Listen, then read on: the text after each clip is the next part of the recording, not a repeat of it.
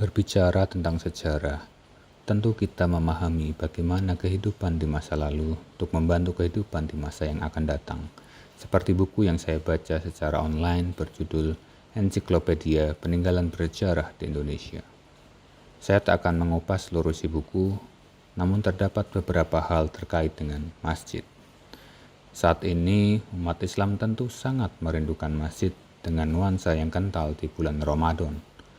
Namun, keadaan membuat kita beribadah di rumah, seraya memohon supaya pandemik ini segera berakhir. Berbicara tentang masjid, bagaimana sih gambaran teman-teman tentang bentuk masjid? Saya rasa sebagian besar orang menggambarkan masjid dengan sebuah kubah.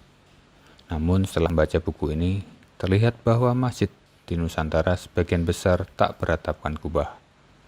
Lalu bagaimana cerita persepsi kubah itu muncul?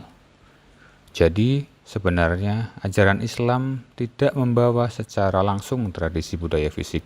Dengan kata lain, Islam tak pernah secara teknis mengatur bentuk arsitektur harus seperti apa. Pilihan fisiknya lebih diserahkan pada akal budi manusia itu sendiri untuk menghasilkan yang terbaik. Dalam konteks arsitektur, justru disitulah universalitas dalam sisi spiritualnya, yang menjadikan masjid mampu bertemu dan berdialog dengan beragam lokalitas di semua tempat dan zaman. Pada awalnya, masjid jelas tak menggunakan bentuk kubah. Masjid Nabi di Madinah ketika dulu dibangun, sama sekali tanpa unsur kubah.